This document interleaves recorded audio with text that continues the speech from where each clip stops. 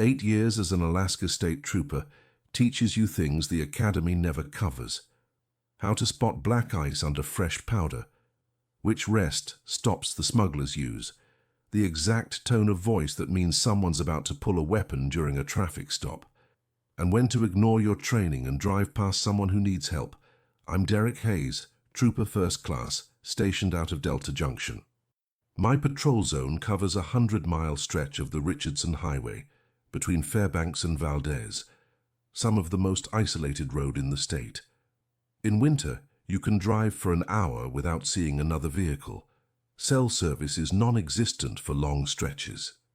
If your car breaks down in the wrong spot and you're not prepared, you'll freeze to death before help arrives. It's the kind of place where you take every call seriously, because out here, hesitation kills. Or so I thought. This happened during my shift rotation in early January. The kind of cold where your breath freezes in your lungs and exposed skin gets frostbite in under 5 minutes. Temperature was sitting at -22 Fahrenheit, and that was before wind chill. I'd just cleared a minor fender bender near mile 18, tourist from Texas who'd hit a patch of ice and slid into a snowbank. No injuries, just a dented bumper and a very shaken driver who kept apologizing for not knowing how to drive in this. I gave him the standard lecture about winter tires and speed limits, called a tow truck, and got back on patrol. It was 1:34 a.m. when I passed mile 32. That's when my field training officer's voice came back to me, something he'd said during my first winter patrol 7 years ago. We'd been driving this same stretch at night when he suddenly slowed down as we approached mile 32. "Hayes," he'd said, eyes fixed on the road ahead. "You see anyone on the side of the road between here and mile 38, you don't stop. Doesn't matter what they look like. Doesn't matter if they're waving or lying down or look injured. You call it in, you keep driving, and you don't look back." I'd asked why. He'd just shaken his head. Because 4 troopers stopped. And 3 of them didn't make it home. At the time I'd figured it was some kind of hazing ritual, scare the rookie with creepy highway stories. Every patrol zone has them. The supposedly haunted rest stop, the stretch of road where people see lights in the sky, the intersection where some trooper died 30 years ago, and now his ghost supposedly flags down speeders. But over the years I'd heard the same warning from other veterans. Different words, same message. Mile 32 to mile 38 after midnight, don't stop for anyone. I'd never seen anyone out there, not in 7 years of night patrols. Until tonight. At mile 34, my headlights caught movement on the shoulder. A person, standing about 10 feet off the road facing the highway. Not waving, not moving, just standing there in the sub-zero cold. I slowed instinctively, training kicking in. Someone stranded out here in this temperature wouldn't last 30 minutes. Probably a breakdown. Maybe someone who'd wandered away from their vehicle disoriented by cold. Then I remembered the rule. I hesitated, foot hovering over the brake, and that's when I got a better look. The figure was wearing summer clothes, jeans, a t-shirt, no coat, no hat, no gloves, in -22-degree weather, and they were standing perfectly still, not shivering, not hugging themselves for warmth, just standing there like they were waiting for a bus on a spring afternoon. My training said stop, check on them, render aid. It's literally in the oath. But the rule said drive. I drove. As I passed, I glanced in the rearview mirror. The figure was still standing there, facing the road. Still not moving. I grabbed the radio. "Dispatch, this is Unit 47. I have a possible stranded motorist at mile 34 northbound, Richardson Highway. Individual appears inadequately dressed for conditions, requesting welfare check." Static, then the night dispatcher's voice. "Unit 47, can you confirm visual on a vehicle?" I looked in the mirror again. Nothing but empty road and the figure, now smaller in the distance. Negative. No vehicle visible. Individual is on foot. A pause. Longer than usual. "Unit 47, what mile marker did you say?" "Mile 34. Another pause. Copy that. Stand by. The radio went quiet. I kept driving, watching the mirror. The figure was disappearing into the darkness behind me. A different voice came on the radio. Sergeant Kowalski, the shift supervisor. Unit 47, this is Sergeant Kowalski. Did you make contact with the individual? Negative, Sarge. Drove past per protocol. Good. Continue your patrol. We'll handle it. Sarge, if someone's stranded out there. We'll handle it, Hayes. Kowalski out. The radio clicked off. I drove another mile, then another, but I couldn't shake the image. Someone standing in lethal cold wearing summer clothes, and I'd just driven past them. The oath I'd taken said to serve and protect. Leaving someone to freeze to death wasn't either of those things. At mile 37, I made a decision I'd regret for the rest of my life. I turned around. The figure was exactly where I'd left it. Same position, same summer clothes. Still not moving. I pulled onto the shoulder about 30 feet away and put the cruiser in park, leaving the engine running and the headlights on. My dash cam was recording. Body cam activated. Everything by the book. I grabbed my flashlight and stepped out into the cold. The wind hit me immediately, that vicious, cutting wind that feels like knives against any exposed skin. I pulled my parka hood tighter and approached the figure. "State Trooper," I called out. "Are you all right? Do you need assistance?" The figure didn't respond, didn't turn, just stood there facing the highway, back to me. As I got closer, my flashlight beam caught more details, and that's when the first cold spike of real fear hit me. The proportions were wrong. The person, if it was a person, was tall, maybe 6'2", 6'3", but thin, too thin. The shoulders were narrow, almost skeletal. The arms hung at its sides, but they were too long. The hands nearly reached the knees, and the neck. The neck was too thin, like someone had stretched it. "Sir?" My voice came out tighter than I intended. "Are you injured?" Still no response. I was 10 feet away now, close enough that my flashlight should be bright enough to see clearly. The figure was perfectly still, not breathing. At least I couldn't see the cloud of condensation that should be coming from its mouth in this cold. "I'm going to need you to turn around and show me your hands," I said, right hand moving to my sidearm instinctively. Slowly the figure turned. It moved wrong, like someone learning how joints work. The head rotated first, too far, then the shoulders, then the hips, all in separate motions instead of one smooth movement. When it faced me, my flashlight beam hit where the face should be. There was no face. Not like it was covered, not like it was hidden. The head was smooth, skin stretched tight over bone, with no features except 2 holes where eyes should be, no nose, no mouth.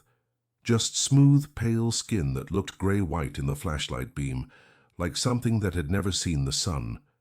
My hand went to my gun. "Don't move," I said, but my voice shook. The thing tilted its head.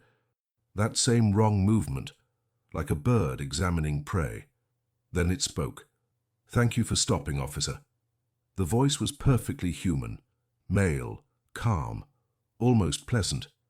But the smooth skin where the mouth should be didn't move. The sound came from somewhere inside it, like a ventriloquist throwing their voice. "What are you?" I whispered. It took a step toward me. The movement was fluid this time, almost graceful. The 2 long arms swayed slightly. "I've been waiting for someone to stop," it said in that same pleasant voice. "It's been so long since anyone stopped." "Stay where you are," I said, pulling my weapon now, aiming center mass. "Get on the ground, now." It didn't comply. It took another step. That's when I heard the sound behind me. Another voice. Female this time, coming from near my cruiser. "Derek." I spun. Another figure stood next to my patrol car. Same impossible proportions, same featureless face. This one wore what looked like old work clothes that might have been red once but were now faded and colorless. "Derek Hayes," the second one said. "Badge number 4739, born in Fairbanks, stationed in Delta Junction since 2018. It knew my name, my badge number, my history. "How do you—" "Your brother Michael still lives in Fairbanks," it continued. "He works at the processing plant. You haven't called him in 3 weeks. He worries about you." My blood turned to ice. Everything it said was true. The first one spoke again, still behind me. "You should call him more often. Family is important." I spun back and forth, trying to keep both of them in view. They weren't advancing anymore, just standing there, watching me with holes that weren't eyes. "Get back," I said. "Both of you. Get back or I will fire." The first one tilted its head again. "You won't fire, Derek. You stopped because you want to help people. That's why you became a trooper. That's what your father told you before he died. Find a way to help people." My father had said that, on his deathbed, 6 years ago. I'd never told anyone except Michael. "How do you know that?" "We know everything about the people who stop," it said. "That's how we decide." "Decide what?" It took another step closer. "Whether to let them leave." The second one spoke from behind me. "Most don't leave, Derek. Most walk into the trees with us. They hear the voices of the people they love calling from the forest, asking them to come closer, just a little further, and they walk until they can't walk anymore." I thought about the troopers who disappeared on this stretch, about the warning I'd ignored. "I'm leaving," I said, "right now, and if either of you follow me, I will shoot." "You could do that," the first one said, "but there are more of us in the trees, watching, waiting. If you shoot, they'll come. And you won't make it to your car." I didn't want to believe it, but I could feel them out there now, eyes or whatever these things had instead of eyes, watching from the darkness beyond my headlights. "What do you want?" I asked. "We want you to listen," it said. "We want you to understand." "Understand what?" "That some rules exist for a reason." The thing smiled. I don't know how I knew it was smiling without a mouth, but I did. "You broke the rule, Derek. You stopped when you should have driven past. Now you have to make a choice." "What choice?" "Walk into the trees with us," it said, gesturing with one too long arm toward the forest. "Listen to the voices. Find the people you love waiting for you in the dark. It's not painful. Most don't even realize what's happening until it's too late. Or get in your car and drive. But know that we'll remember you. Every time you patrol this road, we'll be here, watching, waiting, hoping you'll stop again. And one night you will. Everyone does eventually." The second one spoke. "Your brother's voice is very easy to mimic, Derek. We've been practicing. Would you like to hear?" "No," I said quickly, but it spoke anyway. And this time, the voice was perfect. Exactly Michael's voice, down to the slight rasp from years of smoking. "Derek? Derek, I need help. Please, I'm lost. I can see lights. Are you there? Please help me." It was coming from the trees, from multiple directions. Michael's voice calling for me, begging for help, getting fainter like he was moving away. My hand tightened on my weapon. Every instinct I had screamed at me to run into the trees, to find him, to help. But Michael was safe in Fairbanks, 100 miles away. This wasn't him. "No," I said through gritted teeth. The voices stopped. The two figures stood motionless, watching. "Smart," the first one said. "Smarter than most. You may leave, Derek Hayes. But remember, we'll be waiting. And one night you'll hear a voice you can't ignore. They always do." I backed toward my cruiser, weapon still raised, keeping both figures in view. Neither of them moved.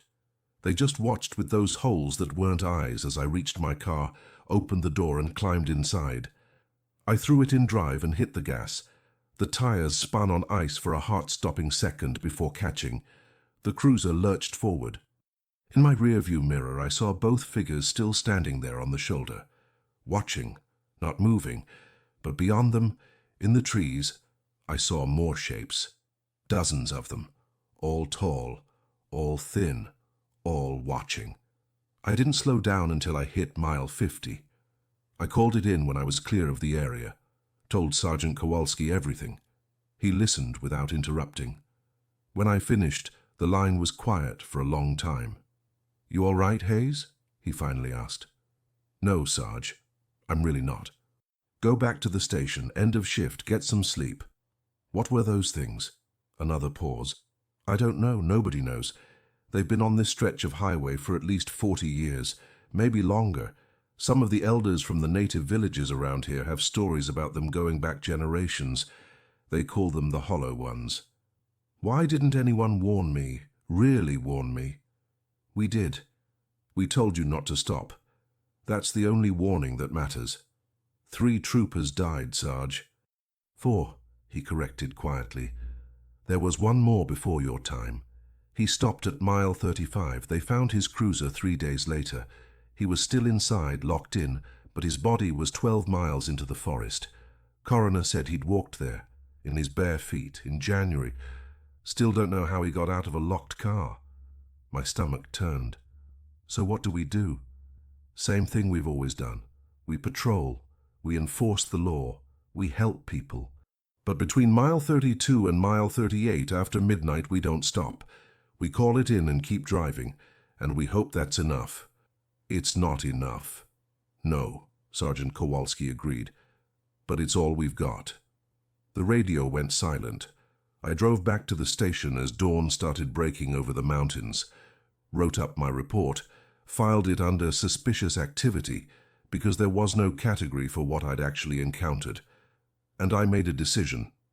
I was going to find out what those things were, where they came from, why they mimicked voices, and most importantly, how many troopers they'd taken. Because I'd heard Michael's voice in those trees, and I knew, absolutely knew, that one night I'd hear it again. And next time, I might not be strong enough to ignore it. I didn't patrol the Richardson Highway for 3 days after the encounter. Sergeant Kowalski reassigned me to town duty, domestic calls, traffic stops in Delta Junction proper, paperwork. Safe assignments where the biggest threat was boredom, or maybe a drunk getting mouthy at a traffic stop. He said it was to give me time to process the incident. I knew better. He was keeping me off that stretch of highway until he was sure I wouldn't do something stupid. Problem was I couldn't stop thinking about it. The faceless things standing on the shoulder, the 2 long arms. The way they'd known everything about me. My brother's name, where he worked, what my father had said before he died. Information they shouldn't have had access to. And the voices. Michael's voice coming from the trees, begging for help. I called my brother on day 2, just to hear his actual voice, to confirm he was real and safe and not standing in some frozen forest waiting for me to find him. "You sound weird," Michael said after we'd talked for a few minutes. "Everything okay?" "Yeah. Just a rough patrol, wanted to check in." "You never just check in. What happened?" I almost told him. Almost described the whole thing, the figures, the mimicry, the feeling of being watched by dozens of things hidden in the trees. But I didn't. Because how do you explain something like that to someone who's never seen it? He'd think I was cracking. Maybe I was. "Just miss you, man," I said instead. "We should grab a beer when I get some time off." "Yeah, definitely." "You take care of yourself out there, Derek." "You too." I hung up and sat in my apartment staring at the phone, listening to the silence. On day 4, Kowalski called me into his office. "You ready to go back out?" he asked. "Yeah." "You sure? Because if you need more time—" "I'm sure, Sarge." He studied me for a moment. "You planning on stopping if you see them again?" "No." "Good, because I'm putting you back on night patrol. Richardson Highway. Same route." My stomach tightened. "Why?" "Because running from them doesn't make them go away. They're still out there, still waiting. And if you can't patrol that stretch without stopping, then you can't do your job. Simple as that. He slid a file across his desk. Old, the edges worn.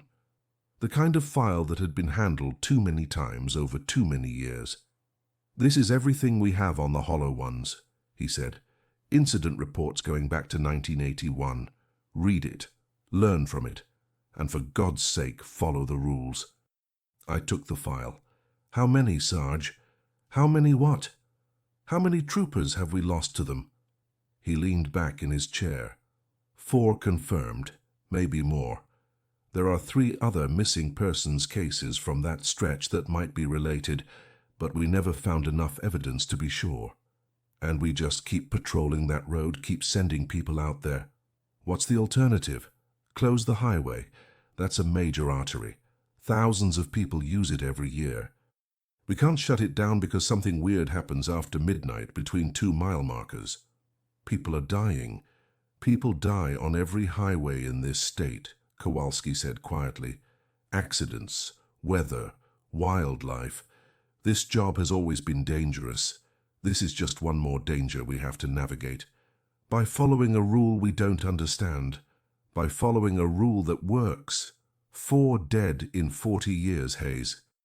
You know how many troopers have died in vehicle accidents in that same time period? 12. So yeah, the rule works as long as we follow it. He stood, signaling the meeting was over.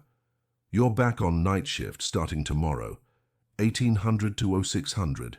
If you see them, you call it in and keep driving. That's an order. Yes, sir. I took the file back to my apartment and spent the rest of the day reading. The first documented encounter was in October 1981. Trooper named Gerald Voss had responded to a report of an abandoned vehicle at mile 33. When he arrived, he found a blue Ford pickup with the driver's door open and the engine still running. No driver.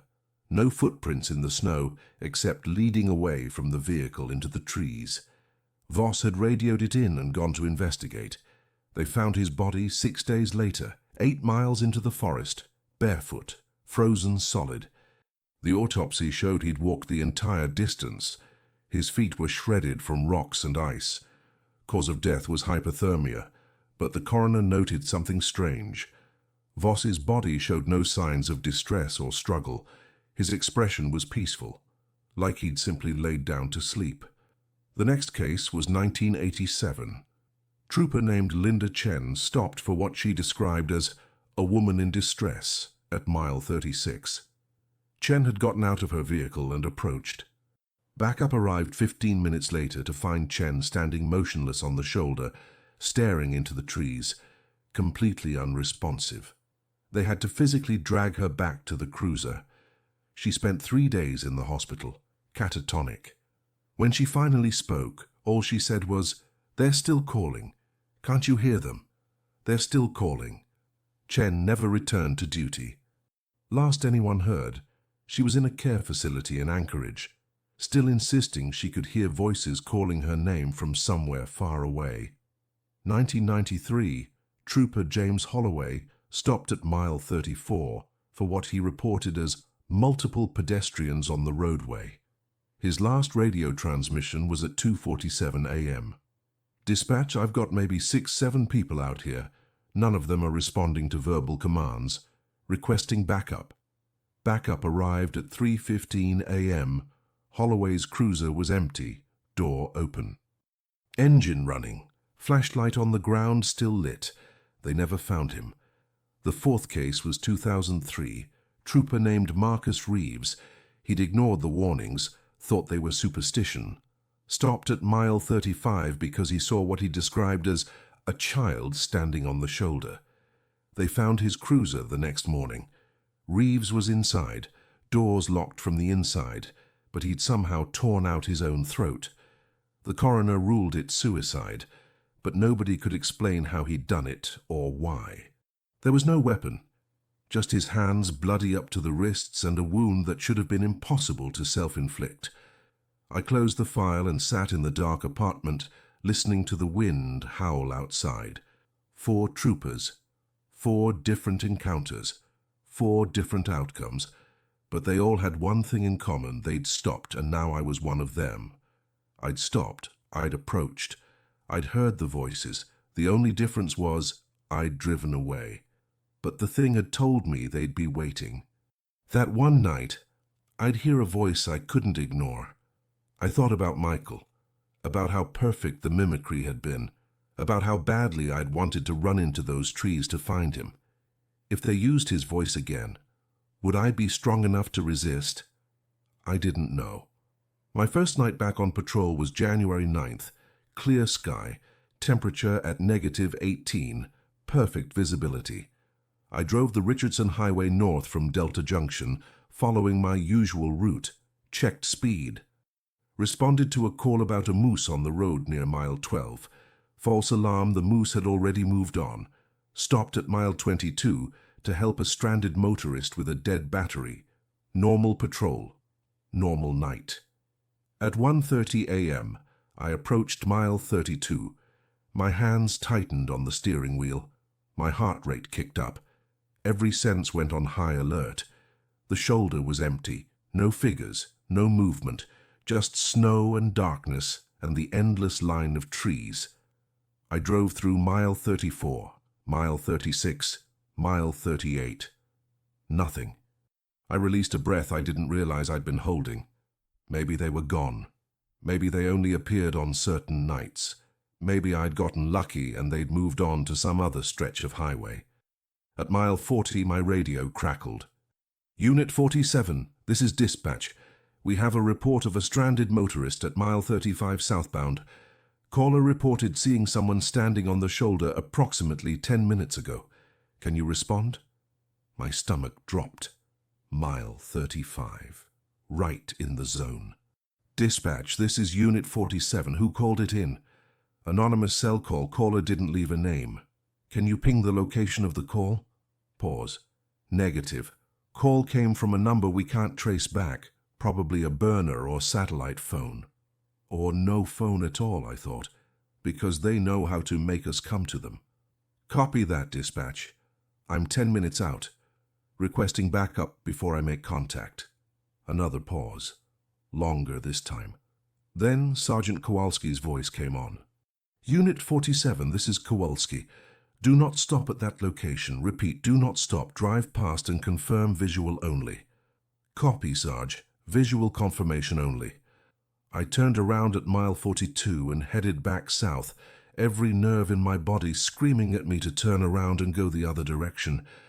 As I approached mile 35, I slowed to 30 miles per hour and turned on my spotlight, sweeping it across the shoulder. There. A figure standing exactly where the caller had reported. Same location where I'd seen them 4 nights ago. Same summer clothes. Same impossibly still posture. But this time, it wasn't alone. There were 3 of them, standing in a line, all facing the highway, all perfectly motionless. As my spotlight hit them, they turned their heads in unison, 3 featureless faces tracking my movement as I drove past.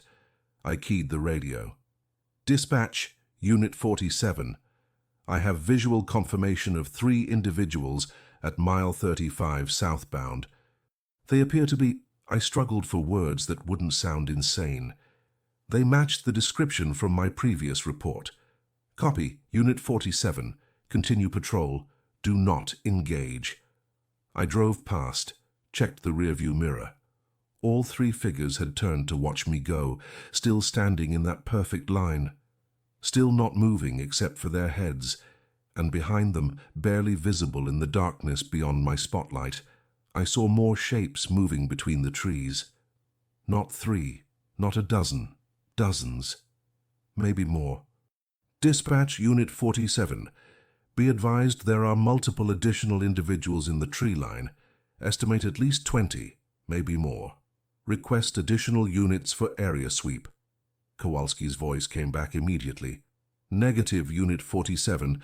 Do not investigate. Clear the area and continue patrol. Sarge, if there are that many people out there... They're not people, Hayes. You know that. Clear the area. Now. I kept driving. But I watched the rearview mirror until the figures disappeared into the darkness behind me. They were growing bolder, more of them, closer to the road, making themselves visible. It felt like an invitation, or a warning. I made it through the rest of the shift without incident. Returned to the station at 600, wrote up my report and tried to sleep. I couldn't. Every time I closed my eyes, I saw those figures standing in a line, saw the dozens more shapes moving in the trees, heard Michael's voice calling from somewhere in the forest. At 1400, someone knocked on my apartment door. I opened it to find an old man standing there, native Alaskan, maybe 70, wearing a heavy parka and worn boots. I'd never seen him before. "Derek Hayes?" he asked. "Yeah. Can I help you?" "My name is Samuel Crow. I'm from the village of Healy Lake. I heard you had an encounter with the Hollow Ones." I stared at him. "How did you—" "Small community. Word travels." "Can I come in?" I hesitated, then stepped aside. He entered, moving slowly, and sat at my small kitchen table without being invited. "You stopped for them," he said. It wasn't a question. "Yeah. But you didn't go into the trees." "No." He nodded slowly. "Good. That means you still have a choice." "A choice about what?" "Whether to learn the truth or spend the rest of your life running from voices in the dark." I sat across from him. "You know what they are. My people have known for generations. We don't use that stretch of highway after dark, haven't for 100 years, maybe more." "Why? What are they?" Samuel looked at me with eyes that had seen too much.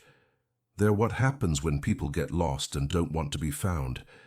When they walk into the wilderness looking for something they can't name. When they give up their faces and their voices and their names to become something else. That doesn't make sense, doesn't it? You've seen them, heard them. They know things they shouldn't know. They mimic the voices of the people you love. They're trying to become human again, but they've forgotten how. So they steal pieces of us, memories, voices, and if you let them, they'll steal everything until there's nothing left but another one of them standing on the side of the road waiting for someone to stop." I thought about Trooper Reeves, locked in his car with his throat torn out by his own hands. About Trooper Chen, still hearing voices years later. "How do you stop them?" I asked. Samuel shook his head. "You don't. You can't kill something that's already dead inside. You can't reason with something that's forgotten how to be human. All you can do is follow the rules. Don't stop, don't listen, don't look too long. That's it? Just avoid them forever? Unless you want to become one of them." He stood slowly. "They'll call to you again, Derek. They remember you now. And every time you drive that highway, they'll be there, watching, waiting, testing your resolve. For how long? Until you stop, or until you retire and someone else takes your place." He moved toward the door, then paused. "My grandfather used to say the Hollow Ones are patient. They have all the time in the world, but we don't. So we follow the rules and we survive." He left, closing the door quietly behind him. I sat at the table for a long time, thinking about patience and survival and voices in the dark. That night I went back on patrol, and at mile 34 they were waiting. They were there every night after that. Not always in the same spot, not always the same number. But somewhere between mile 32 and mile 38 after midnight I'd see them, standing on the shoulder, watching from the tree line. Sometimes alone, sometimes in groups, always motionless, always watching. I followed the rules, called it in, kept driving, never stopped. But it was getting harder. On night 6, I saw one standing at mile 33 wearing a state trooper uniform. My flashlight caught the badge number as I drove past, 4739. My badge number. It was wearing my face. Not perfectly.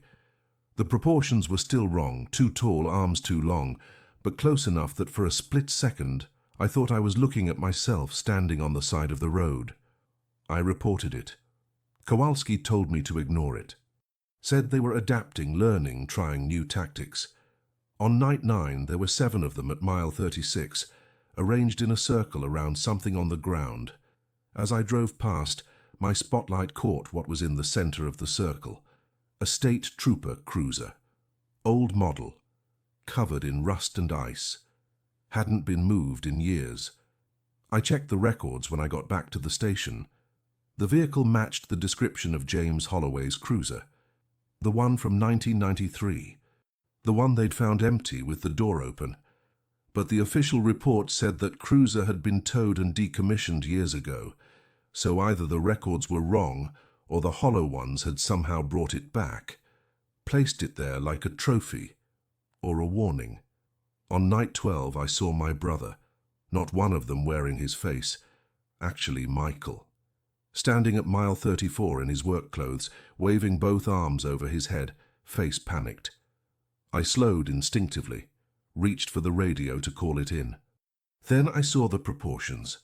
The arms were slightly too long, the shoulders too narrow, closer than they'd ever gotten, but not perfect. I drove past.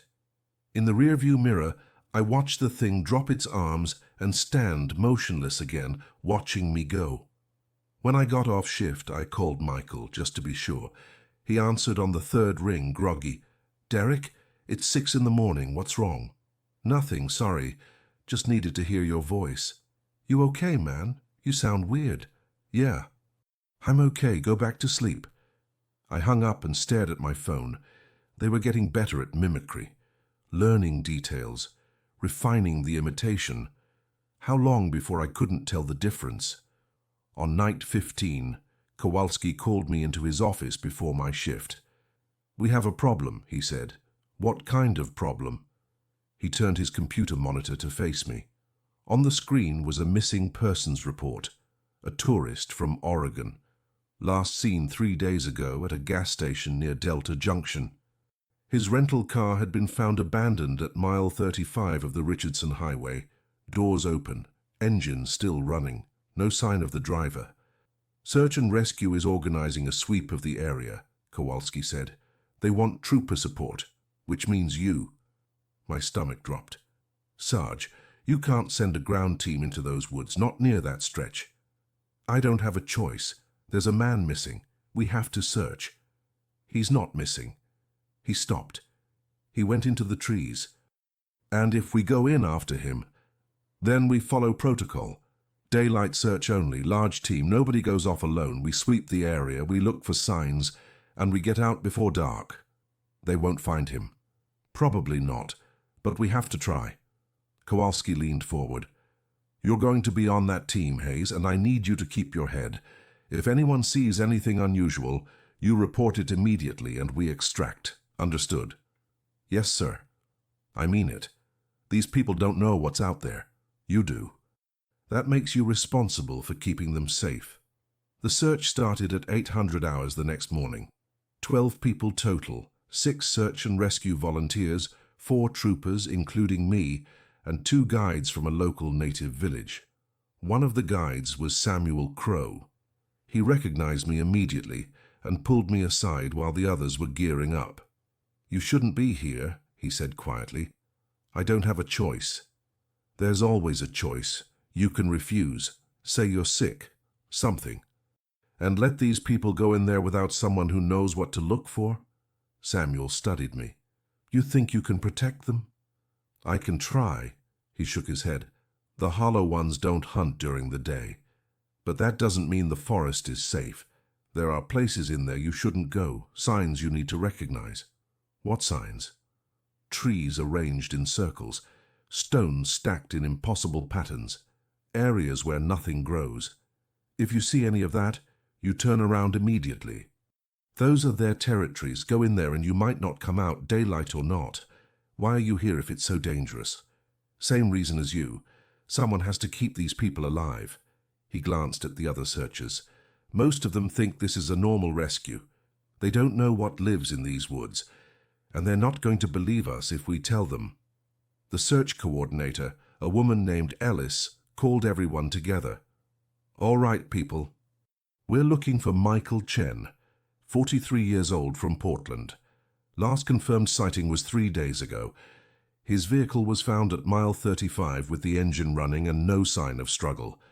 We're going to sweep the area in a grid pattern, teams of 3, maintaining visual contact at all times. Radios on, check in every 15 minutes. If you find anything, clothing, footprints, any sign of passage, you mark it and call it in. Nobody goes off alone. Everybody clear? Murmurs of agreement. Good. Let's bring this man home. We headed into the trees. The forest near mile 35 was dense. Old-growth spruce and birch, thick underbrush, snow deep enough that we had to use snowshoes. The search teams spread out in a line, maybe 30 yards between each group, close enough to maintain visual contact. I was partnered with Samuel and a search and rescue volunteer named Davis, a kid maybe 25, who'd moved up from Montana 6 months ago and seemed way too enthusiastic about being in the wilderness.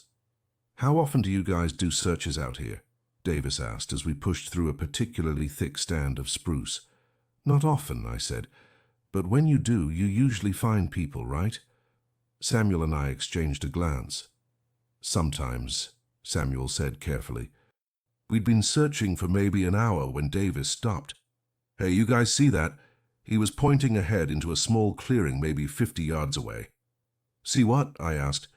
Looks like, I don't know, some kind of structure? I moved up beside him and looked. In the center of the clearing, trees had been arranged in a perfect circle, not fallen trees. These had been moved, positioned deliberately, each one pointing inward toward the center. In the middle of the circle was a pile of stones, stacked in a spiral pattern that rose maybe 4 feet high. Impossible balance, no mortar, just stones defying gravity. We need to go, Samuel said immediately. Hold on, Davis said. That's man-made, right? Maybe our missing person built it. Could be a signal. It's not a signal, I said. We're leaving now. But that's an order, Davis. Radio the others. Tell them we're pulling back to regroup. Davis looked confused but pulled out his radio. Team 3 to coordinator. We've found a... The radio erupted with static, loud, painful. Davis yanked the earpiece out. What the hell? I tried my radio. Same thing. Pure static on every channel. Samuel grabbed my arm. We need to move right now. Why? What is that? Territory marker. We're not supposed to be here.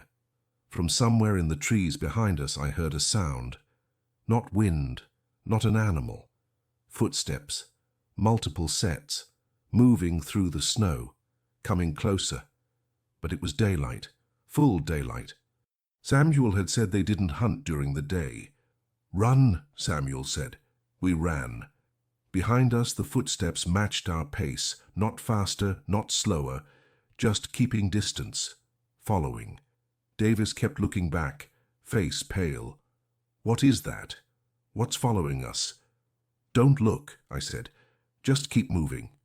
We crashed through the underbrush, snowshoes making it awkward, breath coming in gasps. The footsteps stayed behind us, always the same distance, never closing, never falling back. We burst out of the tree line onto the highway shoulder near mile 35. The other search teams were already there, looking confused and scared. Ellis ran up to us. What happened? We lost radio contact, and then we heard something in the woods. We're done, I said. Search is over. Everybody back to the vehicles now. We just started. We haven't even covered a quarter of the search grid. I said we're done. I keyed the radio on my belt. Still static. I pulled out my cell phone. No signal. Radios are down, cell service is dead, and there's something in those woods that doesn't want us here. What are you talking about? From the tree line, maybe 50 yards away, a figure stepped into view. Tall, thin, wearing summer clothes. Then another, and another. 6 of them, standing in a line at the edge of the forest, watching us. In full daylight, Ellis stared. What are those? Get everyone in the vehicles, I said quietly. Right now. Do not run. Just walk calmly back to the trucks and get in. But do it." She must have heard something in my voice because she started moving, gesturing to the other searchers. They followed, glancing nervously at the figures standing at the tree line. The hollow ones didn't move, just watched, waiting. Samuel and I were the last to reach the vehicles. As I opened the door to my cruiser, I looked back. All 6 figures raised their arms simultaneously. 6 too long arms, 6 hands with too many fingers, waving like they were saying goodbye or see you soon. Back at the station, Ellis filed a report about unusual wildlife activity that had disrupted the search. The official story was that we'd encountered a pack of wolves exhibiting aggressive behavior and had pulled out for safety reasons. Nobody mentioned the hollow ones. Nobody mentioned the impossible stone spiral or the trees arranged in circles. The missing tourist, Michael Chen, was never found. His case was eventually classified as lost in wilderness, presumed deceased. I knew better. He'd stopped, he'd heard voices, and he'd walked into the trees, just like Trooper Holloway in 1993, just like Trooper Voss in 1981, just like I almost did. Kowalski called me into his office that evening. "Ellis said you seemed to know what those things were," he said.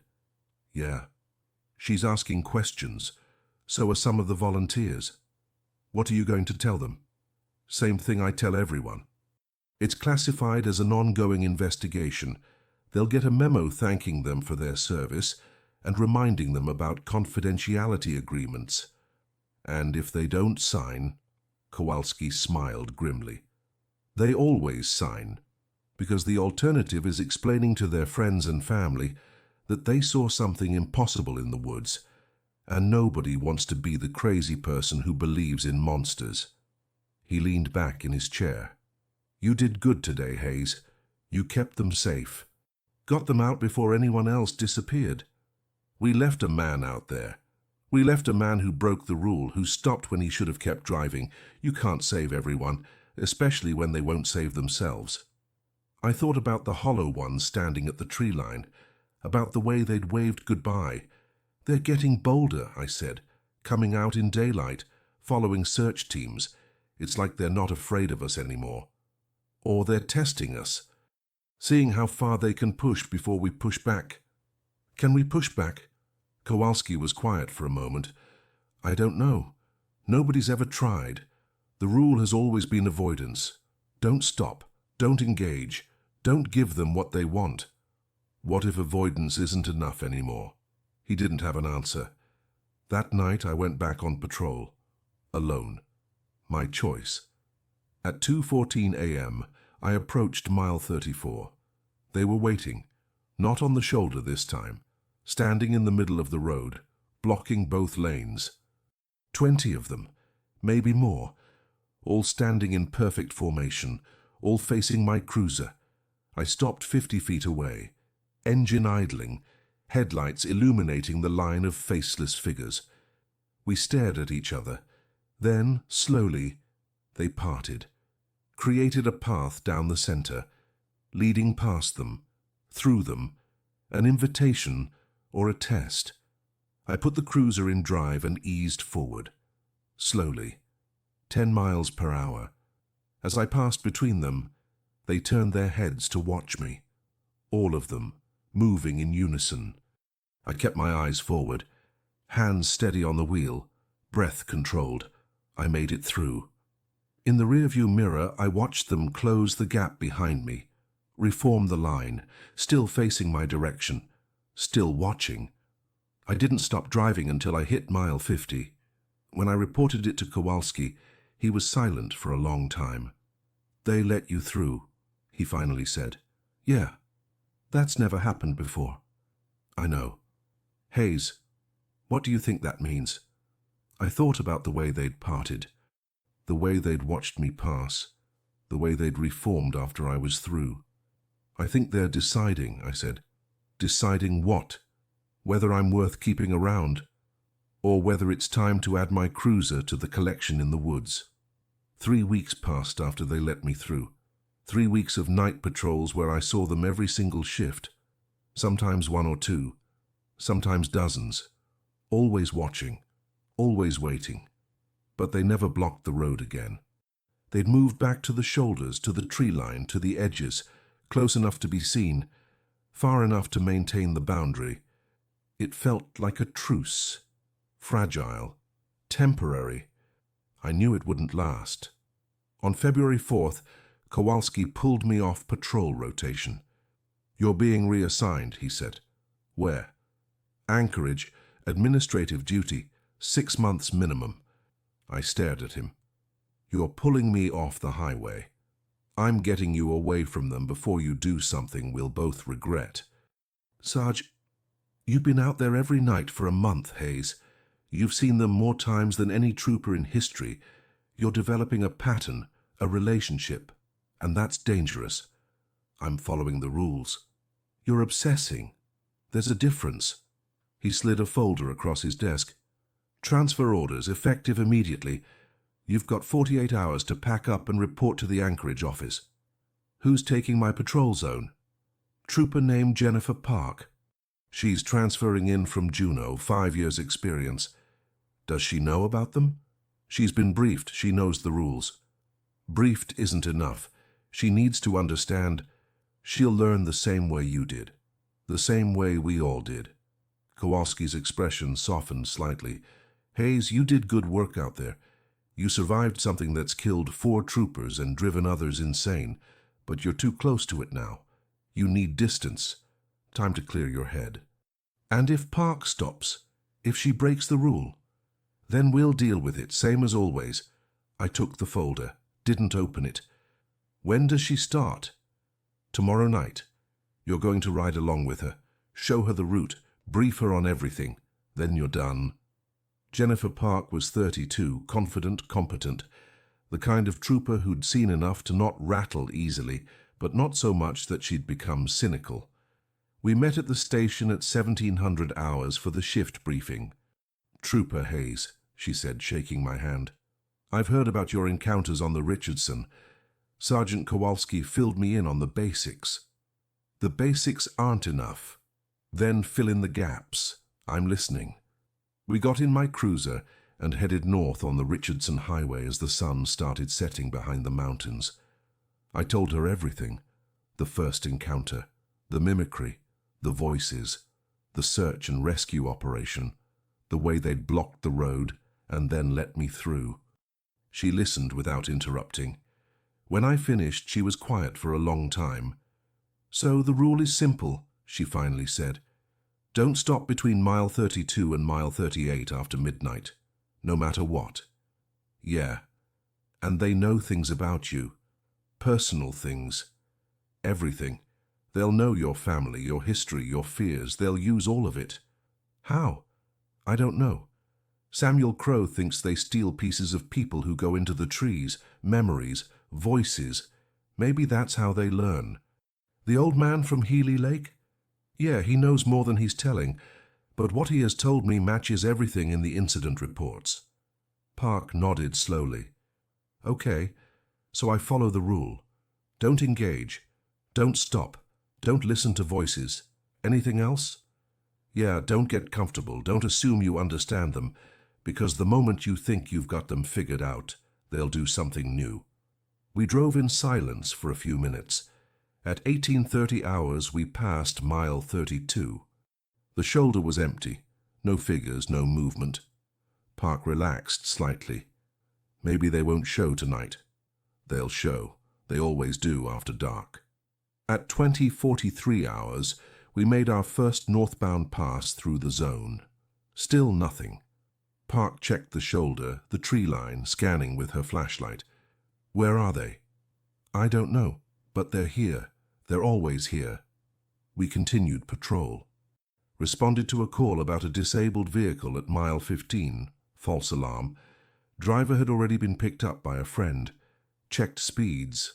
Logged weather conditions. At 0117 hours, we made our third pass through the zone.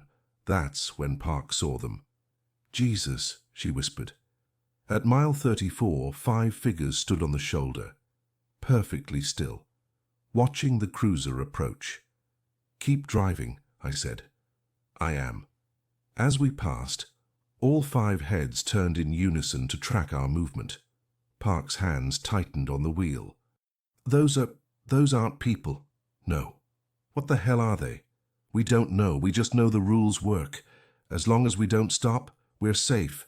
"Safe," she repeated, not like she believed it. We drove another mile. I watched the rearview mirror. The figures were still standing there, still watching, silhouettes in the darkness. Then Park said something I wasn't expecting. "My daughter's name is Emma. She's 7. Lives with my ex-husband in Juneau." "Why are you telling me this?" "Because you said they know personal things, family, fears. So I'm telling you now while I'm in control, so you'll know if they use it against me." Smart, practical, exactly what I should have done from the beginning. "My biggest fear is that something happens to me and Emma grows up thinking I abandoned her," Park continued. "That she won't remember me. That she'll think I chose this job over her." "Park, you don't have to." "Yes, I do. Because if they use her voice, if they try to pull me into those trees by making me think she needs me, I need someone to remind me that she's safe in Juneau, that it's not real." I nodded. "Okay, I'll remember." We drove in silence for a while. At 0233 hours we made another pass. This time there were 8 of them, standing in a line. Same location. One of them was smaller than the others, child-sized. Park saw it. Her breath caught. "Keep driving," I said quietly. "That one's the size of—" "It's not her, it's not Emma. Keep driving." She did, but I saw her hands shaking on the wheel. After we passed, she pulled over at mile 40 and put the cruiser in park. Her breathing was fast, shallow. "Panic attack?" I asked. "No, just processing." "Take your time." She sat there for 3 minutes, getting her breathing under control. Then she looked at me. "How do you do this every night? You get used to it?" "Sort of." "Do you really? Or are you just numb?" I didn't have an answer for that. At 0547 hours, with dawn starting to break, we made our final pass through the zone before end of shift. The figures were gone. The shoulder was empty. Everything looked normal in the pale morning light. Park let out a breath. "Is it always like that?" "Yeah, they disappear at dawn. Every time." "Where do they go?" "Into the forest. Or wherever they exist when they're not here." We drove back to the station in silence. When we arrived, Park turned to me. "Thank you for the warning, for riding along. I know transfer orders probably aren't how you wanted this to end." "It's not ending. You're just taking over, following the same rules." "Will they leave me alone, since you're leaving?" "I don't know. Maybe. Or maybe they'll test you the same way they tested me." "What should I do if they do?" "Follow the rules. Don't stop. Don't listen. Call it in and keep driving. That's all any of us can do." Park nodded. "What are you going to do in Anchorage?" "Paperwork, administrative duty. Probably go insane from boredom." She smiled slightly. "Better than the alternative." "Yeah, probably." We got out of the cruiser. As I walked toward my personal vehicle, Park called after me. "Hayes?" I turned. "If something happens, if they do something new that I need to know about, I'll call you, okay?" "Okay." I drove home as the sun came up over the mountains, turning the snow orange and gold. Beautiful, peaceful, normal, like the things on that highway didn't exist. But they did, and they always would. I made it 6 weeks in Anchorage before I got the call.